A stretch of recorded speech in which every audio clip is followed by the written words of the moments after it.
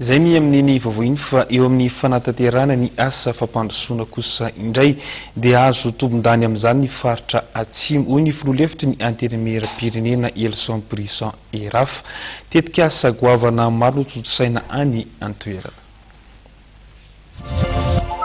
Nazo tompondany amin'ny fanatanterana asa fampandrosoana ny faritra Atsimo-Nosy araka ny ambarany filoha-hevitry ny antenimieram-pirenena Elson Brisson Eraf nosoritany fa maro ireo tetika asa goavana tono-saina ny an-toerana vao ny farany herinandro teo dia nampanantenany filoham-pirenena nandritra ny fandalovan'ny tany Toliara fa sy fanamboarana an-dalam-pirenena fahafolo eo anelanelana ny Ranovory sy Ampany. Amin'izao fotoana izao ny hita taratra dia ny hoe havokavoky ny Madagasikara amin'ny sehatra fampandrosoana ny faritra Atsimo. Fantatsika ny anton'izany noho ny harena be da be amin'iny faritra Atsimo sy Atsimo andrefan'ny Madagasikara iny raha tsy resaka iresaka minier fotsiny zany tsika amin'ny faritra iny. Ankehitriny mitodika tanteraka amin'ny faritra iny ny filoha Hery Rajaonarimampianina ary tamin'ny Zoma zao izy no nitokana ny centrale solaire tany Mahaboboka sy taony ny commune rurale ny Saint Augustin ao anatin'ny district ny Toliara izay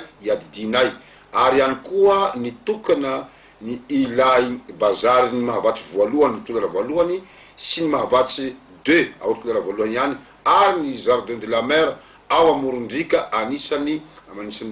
bazary mahafinaritra hita fa mampitarazoka ny développement ny tsy fisian'ny lalana ary ny faharatsiany mampitohy an'izany. Efa nandondomonavana zahay tamin'ny tompon'andraikitra efa laza tompon'andraikitra indrindra ny filoha hoe hamboarina izany lalana izany. Midiky zany fa dia misy tokoa ny asa fampandrosoana raha ao anatin'ny faritra tsy mandrefana no asianteny. No marian'ny filoha-hevitry ny antenimieram-pirenena fa mbola mipetraka olana trany ho an'ny mponina ny tsy fandriampahalemana sy ny fiakarany kojakoja ilaina andavanandro anisan'izany ny vary ho azy dia ny fametrahana ny aratonaina no heveriny fa vahaolana.